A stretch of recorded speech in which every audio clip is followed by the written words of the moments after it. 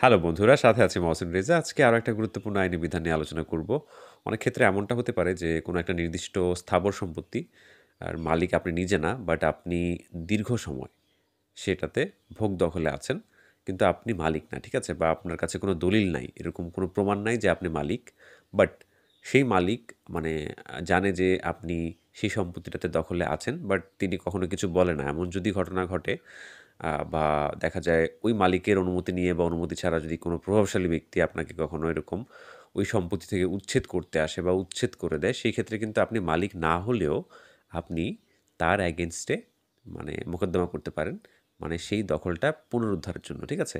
এই বিধানটা বলা আছে সুনির্দিষ্ট প্রতিকার আইনের আপনার সেকশন 9 এ বলা আছে স্পষ্টভাবে যে নির্দিষ্ট কোনো স্থাবর সম্পত্তির মালিক আপনি না হলেও আপনি যদি দখলে থাকেন দীর্ঘ সময়, দেন আপনি পরবর্তী ৬ মাসের মধ্যে যদি মামলা করেন যে আমাকে দখল করা হয়েছে, মানে আইনানুগ কোনো ইয়ে ছাড়াই, জাস্ট হচ্ছে গুন্ডা-পান্ডা এরকম আসে না? যে প্রভাবশালী ব্যক্তিদেরকে দিয়ে হচ্ছে আপনার মানে বেদখল করে ফেলে। তো সেটা হচ্ছে মানে আ কোনো আইনি পন্থা ব্যতীত মানে বেদখল করা আরকি। তো এমন ক্ষেত্রে আপনি জায়গার মানে মালিক না হলেও কিন্তু আপনার দলিল নাই, ঠিক আছে?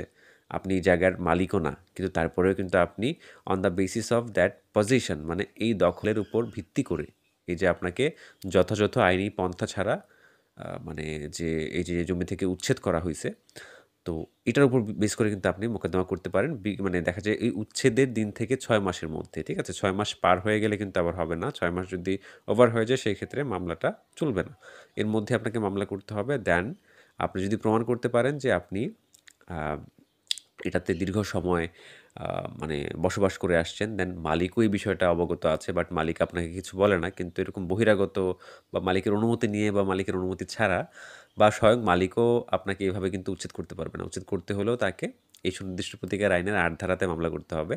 যে এই জায়গার মানে মালিক সে, সে আপনাকে দেখা যায় ৮ ধারায় মামলা করে আপনাকে ইয়ে করবে। বাট আপনি দখল বলে যে এত বছর বা একটা নির্দিষ্ট সময় পর্যন্ত দখলে রইলেন, তো সেটার উপর বেস করে কিন্তু আপনি মামলা করতে পারেন। ইভেন আপনি মামলাতে জয়লাভও করতে পারেন।